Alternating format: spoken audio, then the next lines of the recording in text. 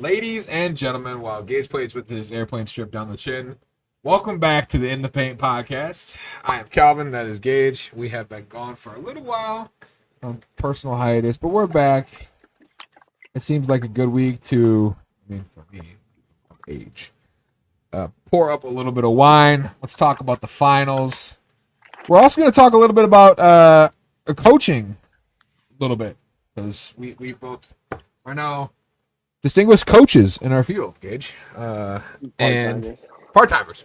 Or seasonal. Seasonal coach. Well, I do this frequently. You are a seasonal coach. Let's put it that way. But first, I'm going to take a sip of this wine. Shout out to my girlfriend who got me that bottle. Let's talk about the NBA Finals. Let's talk about the fact that the Oklahoma City Thunder have captured their first NBA championship. I want to start with that narrative that people have been throwing out there that small market finals don't make finals exciting. What do you have to say about that? I feel like, from our point of view, who watch basketball, I feel like it's very exciting. But as you're someone who just puts on the game there and there, I feel like it can be boring and not as exciting as it was like 10 years ago. Sure. As you could see during the finals, they're adding stuff like Lombardi Trophy. What is it called? Or is that's for NFL, right? Correct. What is it called? Larry O'Brien. Oh, see, they started now. I was like, no, that's so wrong. I played too much Madden. I just had like a flashback of the Lombardi Trophy game passed down to my player. That's all right. Trophy's a trophy nonetheless. Yeah. Anyway, they look the same. So it's one has a basketball, one has a football, and that's it. Not the same. Anyways, regardless, like I think the narrative. Go ahead. Yeah, but I think it's just like, as your average basketball fan, it's just not that fun to watch. You'd rather have like the Lakers versus Celtics. Mm-hmm. Do you think it's still that way? Because I know that was the narrative throughout the 80s and 90s. It was big. Oh, we want to watch the big markets for the big superstars, and now we have. It seems like there's a lot more parity in the NBA where you have teams like Indiana who are built from the ground up with natural superstars, and then OKC who trades for picks and studs and kind of builds that foundational championship team. Then now we're like seemingly making it past the Lakers. Because I think one thing that people don't realize is back in the 80s and 90s, like where you lived mattered a lot more than it does now in today's league. Like Anthony Edwards is one of the league's biggest stars, and he lives in Minnesota. Yeah. Donovan Mitchell lives in Cleveland, massive star for the NBA. I personally think that the small market team thing doesn't really exist anymore. More so, I think for the day by day viewer, sure. Like, yeah, the Lakers are in the finals. Oh, maybe I should tune into it, right? But for people like us who like genuinely love the game of basketball and we are here to watch just good basketball, I want to see the two best teams play in a 7-game series, and that's kind of what we got. It was. Yeah. The first like 6 minutes of the game. It was. And you know what? Let's get right into it. Tyrese Halliburton, torn Achilles, right? Yeah. Yeah, torn Achilles. He had 9 points, 3 for 4 with 7 minutes into the game. I feel like the Thunder were in shambles. Not necessarily in shambles, but I feel like we were in for like a Tyrese Halliburton like signature playoff game where we were going to see him take his moment in the finals and kind of get rid of this overrated narrative, right? Yeah. I think especially when he went down, you could see the team's energy transfer like somewhere else. Like I don't want to say they want to be there anymore, but they definitely were not looking like the way they usually are. Yeah, I mean they're a fighting team, and I think he's the spirit of that team, right? Yeah. I think it was Pascal said that they sucked the soul out of him when he went down. Pause.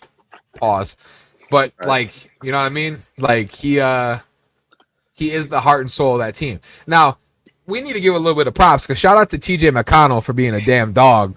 I told you a year or two ago, I think, like he is one of those players that you want to have on a championship team because he's like, if your starter goes down, he can go in there and be that filler. Yeah, I just think with what OKC's team you had, like you need everybody to be like, I wouldn't say perfect, but you need to be damn near really good. Yeah, I mean, so game 7 of the NBA Finals, you know? Yeah. So when he went down, I just, TJ went off in the third quarter, I just don't think it would have been enough anyways. It wasn't enough. Yeah, you needed Miles Turner to be like the Miles Turner we know he can be. We needed Pascal to be Spicy P. We needed Benedict Mathurin, who in the fourth quarter started to bring it back a little bit. We thought maybe, hold on, is this going to be one of those classic Pacers comeback games? I just think without the energy that Hallie brings, I just didn't see that happening. Like Yeah. section So third quarter, when they started taking that lead back, I was like, I didn't see him. as soon as it went in double digits, and then they started to increase it more and more, I feel like the Yeah. Pacers just started to look like they didn't really think they had a chance anymore. No. So let's talk about the Pacers next year. Do they have to move pieces in your opinion?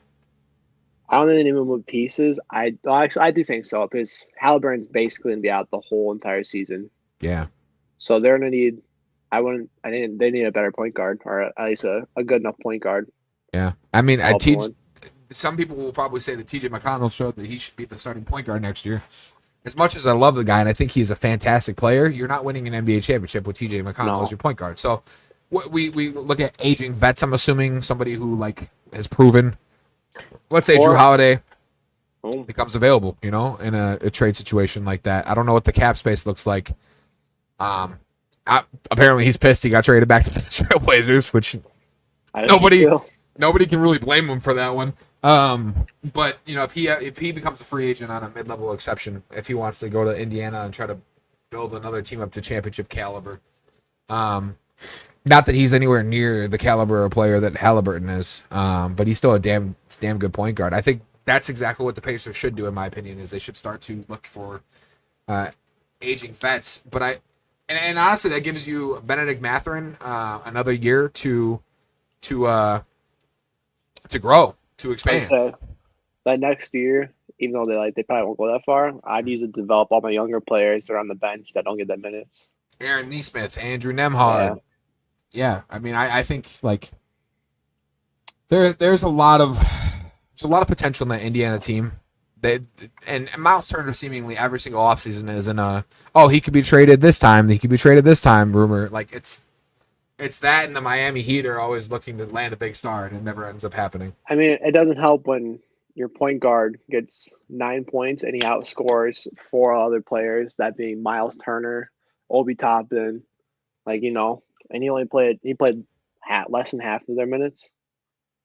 Yeah, way less than half. Way If you're, less. if you're referring to Hallie, Yeah, it was like 6 minutes he played. he played 7 minutes. Yeah. 7 minutes. He had 9 points, and he was still the the fifth best scorer on the team. Yeah, like that can't. I'm not saying to get rid of Miles Turner, but I'd start looking for some offers for him though. Yeah, you can't have 6 points in the Game 7 of the NBA Finals No. if you're the starting center for that Especially when your point guard goes out, Mm-hmm. you should at least have 15 or more. Right. Ben Shepherd, 0 points. Obi Toppin, 0 points. Aaron Nesmith, 3 points. Yeah. I mean, I don't know why Thomas Bryant, the GOAT who brought them to this point, hit that corner three to send them to the finals. I don't know why he wasn't in the game, but regardless, that's neither here nor there. Let's talk about the OKC Thunder. They're a powerhouse. I don't think they're making any moves. I think it's re-sign everybody and sit. I think that's it. I think they're running back that same squad. I think this is the beginning of a attempt at a dynasty for them. They're good. The problem is that it's seemingly everybody else in the NBA is going to obviously try to make moves to become better. So, Or to be good enough just to beat them. right, and that's seemingly what happens every single offseason. I see what teams are going to do now. And since OKC is so good, and they know they're probably going to beat OKC, they're going to start building teams to beat just OKC, and then which would allow other teams, fair shot. That makes sense. Yeah, I would agree. Like I felt the playoffs now for the West is going to be everybody build a team to beat OKC, and then other teams, Yeah. hope. Yeah, I mean, I think OKC, if they do anything, they should look to add a little bit of depth. But I mean, they're already deep as hell. I don't see why they would need to add more. Yeah, they have some players on their bench that could probably go start that aren't even playing. God, I mean, I'd say at least 2 of their bench players could probably go start on other teams. Mm-hmm. Teams that probably are contending. Like Harkenstein could start on the Lakers tomorrow. Like, you know, Jalen Williams, the center off the bench, he could start for the Lakers tomorrow, and he'd probably be the best option we have. Like, I think they have a very deep team. It would be stupid of them to break it up. I think we can leave it at that in terms of like what we're talking about with the OKC Thunder.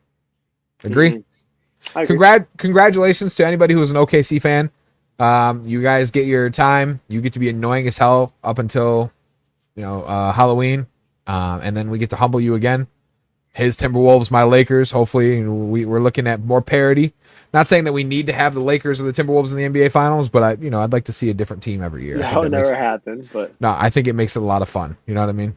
I think parity makes the NBA fun. Do you agree with that? Different teams in the finals every year. I mean, yeah, but it'd be nice to actually see a team and not like a team run it back and make to the finals again. Okay, you think Like, you want to see it like a dynasty attempt? yeah.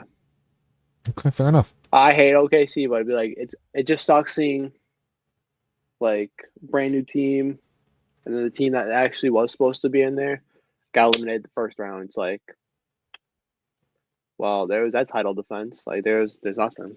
Yeah. You know? Let's talk a little bit about coaching girls basketball, Gage. So as you guys know from our very first episode, and if you haven't watched that, then we'll reintroduce ourselves. Gage played high school basketball, a little bit of college-ish, rec, J, whatever you want to call it. It's whatever. He played basketball. He was the hooper. And I'm the coach. And recently, Gage decided to try to join my side of the basketball in the coaching aspect. And he has been coaching some summer league girls games. We're not going to name like what city or anything along those lines. But my question, Gage, because there were times last year or after games we would talk, and you would almost see me visibly pulling hair out of my head. Do you think it's easier to coach guys or girls? And this is not to pick on girls in any way, just so we're clear. But is it easier to coach guys basketball or easier to coach girls basketball in high school? I don't know. They have their pros and cons. Sure. I feel like some will understand. But the men's side, I guess, can understand a little bit more than the girls. And then the girls' side, they can understand it more. And they'll like actually run the plays. Yeah, so, I would agree with that. I feel like it's very difficult to say what like one side is better than the other. I disagree with that. I think it's very easy to say which one side is easier than the other, and here's why. And I'll make this very easy. Again, this is not an attack on anybody out there. It is significantly easier to coach if both teams are good. It is significantly easier to coach girls basketball. If both teams are bad, it is significantly easier to coach boys basketball. And here's why. Guys have been growing up with Michael Jordan, Larry Bird, Magic Johnson, Kobe Bryant, LeBron James, Tim Duncan, whoever your idol was. Most guys who play basketball have one, right? They understand the game with some fluidity. So even at a bad level, they know how to play the game of basketball in some aspects, right? If I tell them to set a screen, or if I tell them I want you to set a pick and roll towards the middle of the court, they know what I'm saying. Whereas if it's girls and they don't, and to be fair, they just started having their women's revolution, right? We just now got the Angel Reese, the Caitlin Clark, the Haley Van Lith. We got all these girls who are now becoming these superstars that girls can look up to and actually see good basketball. They're just now getting that generation. So I think girls basketball in the future, their stock's only going to rise in terms of talent, IQ, everything along those lines. I implore girls all the time, go watch basketball. You don't have to play basketball. Go watch it. Understand it. Get a feeling for the game. At a high level, the girls' game is so much easier to coach. Because if they know what they're doing, you can create the easiest systems to exploit defenses ever. Because there's not many people out there that are teaching people how to switch in a 2-3 or how to communicate effectively on defense, right? So when a girls' team is running switch everything man-to-man defense, right? And we have a play called fist, right? Where it's you put your fist up, it's a high pick and roll towards the center of the court. And then that roller obviously rolls to the basket. If it's there and it has to be hit on time, which it usually is there, it is almost guaranteed an easy layup. If not, it's two corner shooters on the opposite side and then one on the strong side. That right there can break down the easiest man-to-man switch defenses because it's just easy. Girls also don't have the same length that men do, right? So therefore, it's a lot harder for them to take up space. Girls with that fundamental defensive side, it's unless they're elite, it's insanely hard to cover. So I say this, I bring this up on the pod to say two things. Number one, welcome to being a coach, because it is frustrating at times. And from watching you thus far, I've seen the where in the back of your head you're like, how do you not understand what I'm telling you? But also it's one of the most fruitful things ever too, because if you draw something up and it works, then you're like, it's validation in a sense, you know? Yeah, it's really rewarding. That It is. like you accomplish something, I guess, in life. Makes sense. In life. Not in life, but it's just like, you know, you do something like good in life, or like when you did something that day. Yeah. You like that rewarding feeling, like I just did that. That's how it felt. That's how I it understand feels. completely. 100%. I agree with that completely. I love that. Yeah, welcome to coaching. And I hope you have many more seasons ahead of you. All right, we're going to wrap this up. We are introducing a new segment. We got told segments is something we should have on the show, so segments is something we're going to add. Welcome to the Heat Check, Gage. I'm going to give you a trade that has happened thus far in the NBA offseason, and you're going to tell me whether it's fire or whether it's a brick. Well, let's go with that. Fire or brick, all right? All right, bet. Right. Here we go.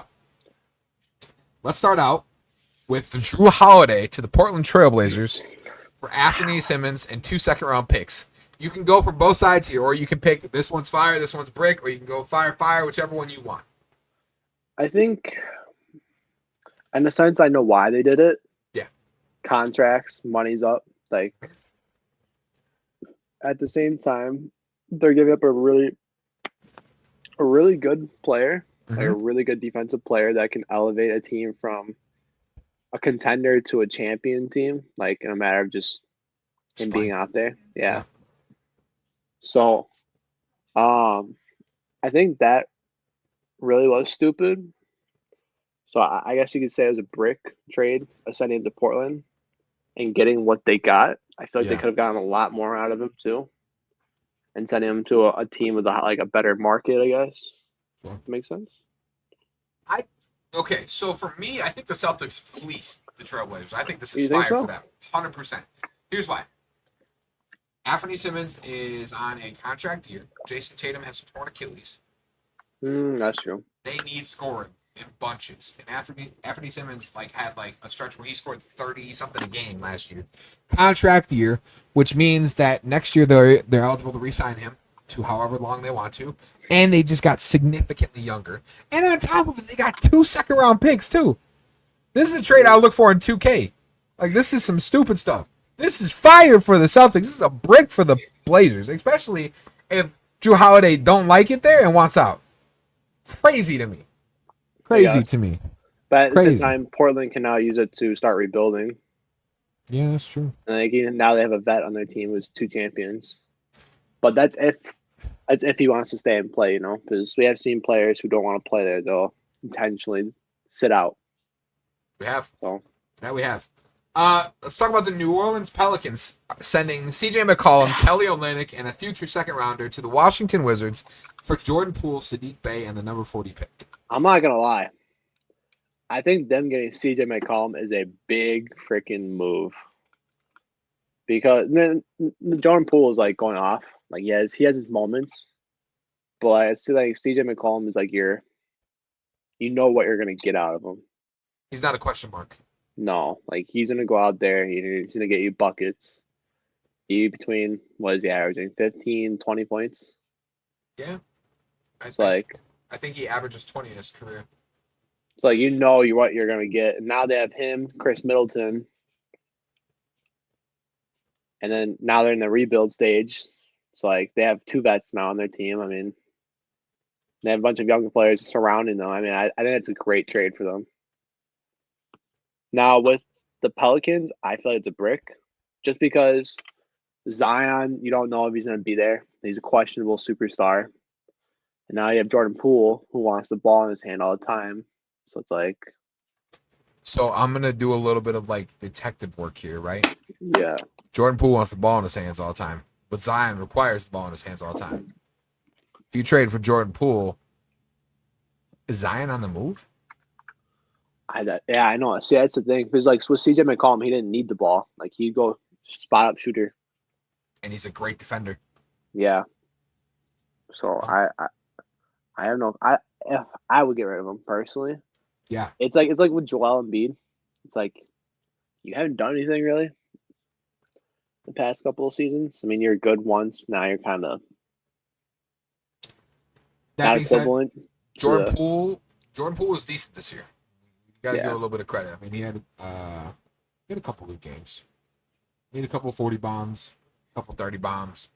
Efficiency is questionable, obviously. That being said, I'd say the Pelicans. This is kind of a brick for both teams, honestly. And I mean, I can see In a what you're sense, saying about. I can see what you're saying about the Wizards getting CJ. They get a leader in the clubhouse. They get a veteran. Out of it too? Say again. Didn't they get picks out of it too? They got the. Sorry, they got. No, the Wizards got a future second round pick. Sorry, the Pelicans got a future second round pick. The Wizards. Wait. No, the Pelicans got the number 40 pick and Jordan Poole. The Warriors get CJ McCollum and a future second round pick. The Warriors gonna. God damn it, the Pelicans. Okay, here's a trade all Holy- over again. The Pelicans are trading CJ McCollum, Kelly Olynyk, and a future second round pick to the Washington Wizards for Jordan Poole, Sadiq Bey, and a number 40 pick. So it's a future second rounder. It's nothing immediate. Yeah. I'd say if anybody came out ahead, it's the Wizards. Finally, we got two things here. Boston, Atlanta, and Brooklyn are finalizing a 3-team trade that sends Kristaps and a second round pick to the Hawks, Terrence Mann and Atlanta's number 22 pick to the Nets, and George Niang and a second rounder to the Celtics. I feel like the only team that comes out here on fire is the Hawks. Oh yeah, 100%. Well, okay. The only thing I'd have be questionable about this trade is having Porzingis, Yeah. like health wise. It's like it's like an AD situation. Yes, 100%. If he stays healthy, He's great, but when he's not healthy, it like kills your team. 100%. That's like a lob. I wouldn't say a lob threat, but you know, but he's a big man who can shoot the ball from 35 plus. Yeah. So that extends the whole entire floor, and then he's also a big man who can get your rebounds and whatnot. The Nets now also have 5 firsts this draft, and they got Terrence Mann, who they can extend now. Yeah, I think the only team that lost this trade is the Boston Celtics. I think so too. I think they're doing it because I think they just know it's not there yet, and they need to rebuild. Which we'll probably be calling ourselves idiots in like a year when we realize like what they were doing, you know. And maybe there's a move to be made on the free agent market we don't even see, you know, something along those lines. I don't know. So maybe they're opening it up for the market. It could be.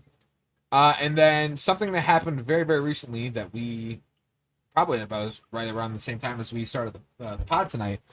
And this will be airing on Wednesday. So you will probably have already known about this, but we're going to be talking about it. Kyrie Irving is declining his player option and is signing a 3-year, $119 million extension with the Mavs. This feels like fire to me, right? Like a heat check. Yeah. This is heat, right? For the sheer fact that now we have Klay Thompson locked in, we got AD locked in, and now we got Kyrie locked in. And they got Cooper Flag coming in. Now they got Cooper Flag. Cooper Flag, they'll have PJ Washington. That's like a long.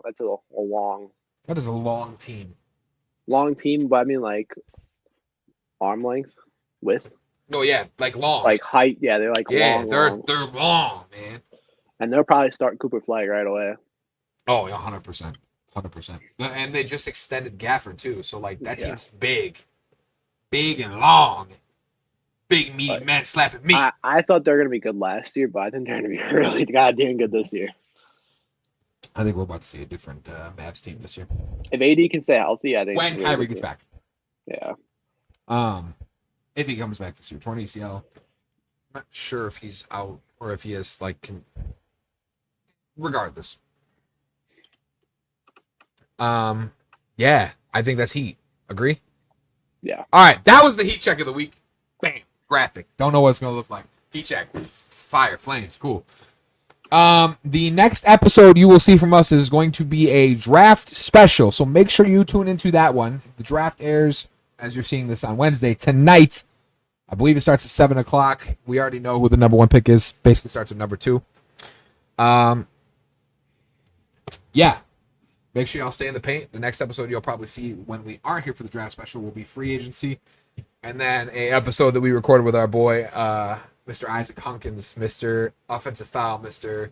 Can't hit a free throw to win a damn championship, yada, yada, yada, whatever you want to do. Gage, anything else to say? No. All right, make sure y'all stay in the paint. Deuces. Deuces.